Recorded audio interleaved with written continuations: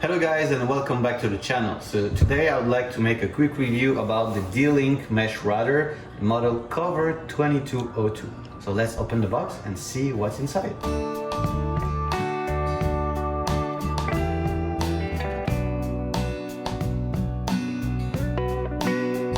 How do you even open that box? So man, there's a challenge today.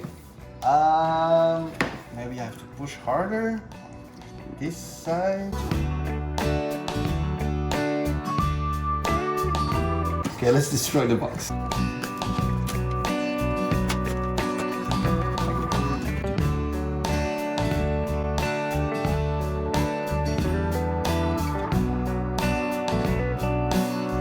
We have to start the paper here with the QR code that will probably help us with the setup or download the app.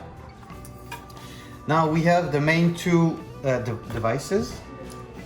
As you can see, it's all white, and on the bottom it has the, I would say, the gold rose color. It has a triangle tower shape. There's one button here, and on the bottom you can see two Ethernet ports, one port here for the power and then the power button. Now this one here is about the same thing,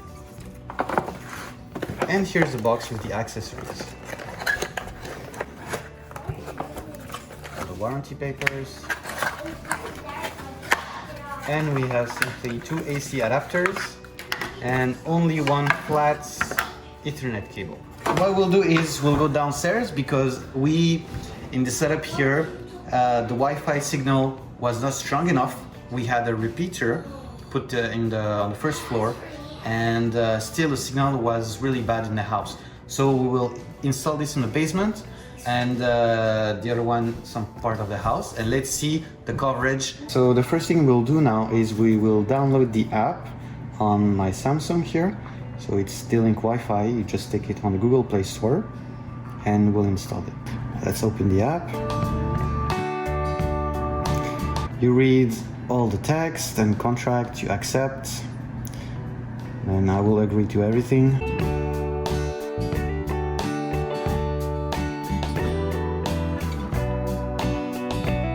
So I have to disable my cellular and activate the Wi-Fi. Fine. Alright, so let's add a new device. I'll allow to take pictures, so I can scan the QR code that's on the paper here. So let's scan it. Boom. Alright, so we will configure a new network, and it wants us to unplug the modem. So, and after we will need to plug the one mesh into it. And very important, we need to start with the one that has the A sticker on it. So we start with that, and only after, when we will be asked to, we will continue with the second one. This is where all the super neat system is. We will, as they said, remove the power from the modem. That's the first step. It's still on, so we need to remove the battery. So in this model, we have to do something. Move the battery, and it's off. So next step, we will plug this into that in a moment. We will remove here the cable that goes through the previous router. We take the nice cable divided, bottom, plug it here. I would go with number one. Secure until it's clicked, and plug it here. Now let's power it on.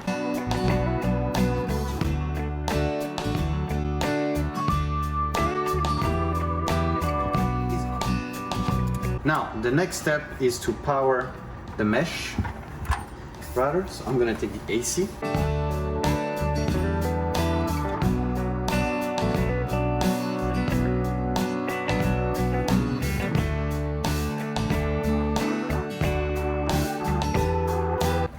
Look at that. There's a red LED behind the Covr design. Now that we have plugged this into the power, the app here, they say to do the next step. So it will try to detect the this router. Let's see, 7%.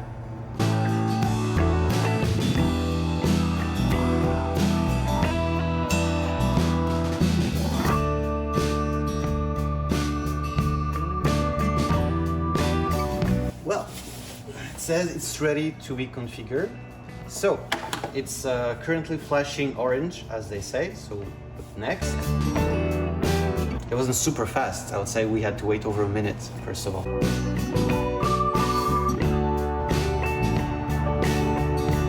All right, so now we will customize the Wi-Fi network name and also the password. After we change the Wi-Fi name and password, it asks us to put a password to protect the device itself. So like somebody when will be connected to the network, if he tries to go there and change settings, he will not be able to. So we need to put an administrator password.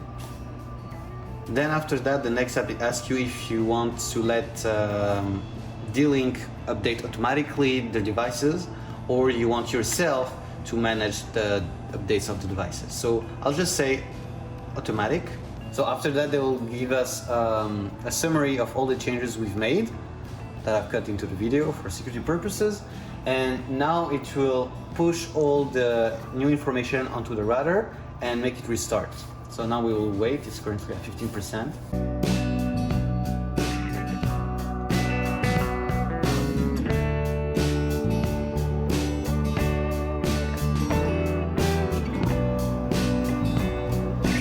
Done. All right, so now the next step, they want us to create a dlink account, and after that we'll be able to connect it to Amazon Alexa and even Google. So sorry, I'm having trouble understanding right now. Sorry, Alexa. You see, we're spied. So instead we'll do it afterwards, so not now. Okay, so they show some instructions about where to place your mesh. Next. So the next step is they want us to find where we should place the other mesh, the other one like that, and then plug it into the power. So what we'll do for now, we'll do a speed test because it automatically connected to the Wi-Fi, as you can see here on the Android system. So we'll do a speed test to see how fast does it go here next to the router, and then in the house we'll do some tests to see where it's best to place it. So let's start. Let's go with a speed test.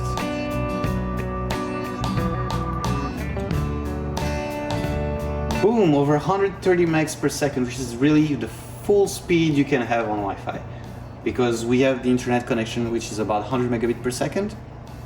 For download, let's see the upload, over 20 meg per second.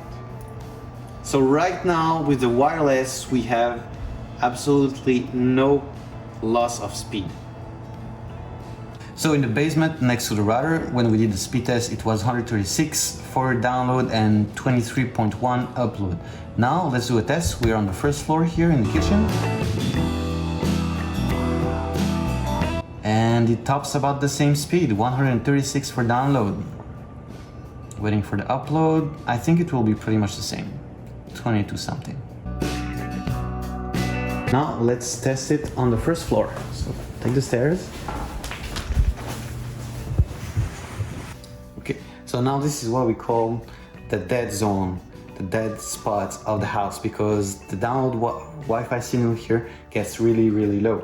So we just lost one bar only, and sometimes go back to full, but let's test. So already a big improvement compared to previously with the other Wi-Fi. Now with the new Wi-Fi, we're topping not even 30 megs per second, 29 actually for download instead of 136. And about half of what we used to have for upload. Now let's go into upstairs, second floor, right there to the master bedroom. And almost full, over 132, 134 megabit per second. We have 22 megabit per second for the upload so far. So here we're upstairs and we have way better signal, almost as if we were into the basement. Way better speed than when we tested into the dead zone previously. Another test right now, we are on still the last floor, but way further on the corner.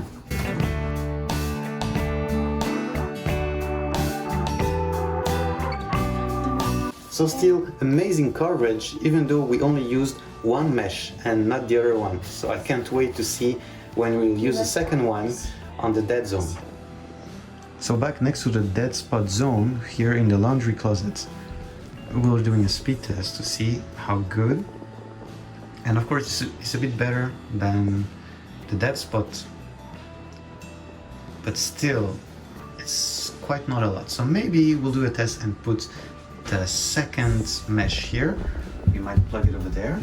So I've put here the second module. Now we'll go back to the app and they said to plug it to the power. So let's do that. Let's put next.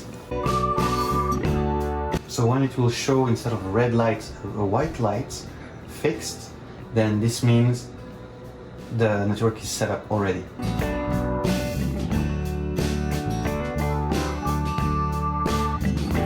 So now we have the second module that is installed. It has successfully been connected to the other one. So now the mesh network is in place.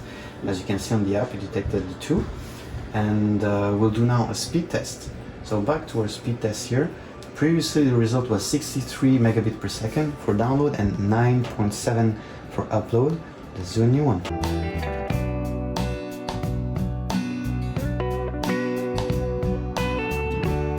85 almost megabit per second for download and the top 22.7 for upload. So upload is amazing. So that made a difference. All right, so back to the same spot. We'll do a test. So already better results, but still we can see that it's not the most optimal, but this is the best we can get. So now to conclude what we did, we find out that actually the best spot to put the second mesh was to be on the top floor of the house. And like this, we have the better and full signal all around the house, which is about 4,500 feet square. And we made so many tests with newer phones like Samsung Galaxy S10, the Apple 11 Pro, and even older generation phones like the iPhone 6 Plus. And so if you want to have better results, you have to put on really extreme positions of the house. And actually in our case, this is what it worked. Now to finish, you have so many settings that you can find into the app. So back in the app, you can press this button and you have, for example, parental control. So this will, for example, let you set up a profile, let's name it test, and then you can put time zones when you want the Wi-Fi to be available for that profile. And you can specify to which devices you want it to actually be applied. So you can also find the settings for more advanced settings, like you want it to be as a router, as a bridge mode, if you want to manage everything. All the settings are within the app and it's pretty easy to use. And don't forget there's a guest Wi-Fi, so you don't have to let them be connected to the full network, and you can just simply activate the guest mode. So that's it for now. I hope you really liked the video and then you enjoyed it. If you did, please consider subscribing. Thumbs up, and I'll see you next video. And by the way, guys, I just found out how to correctly open the box. Actually, it's from here. And then this is how it opens.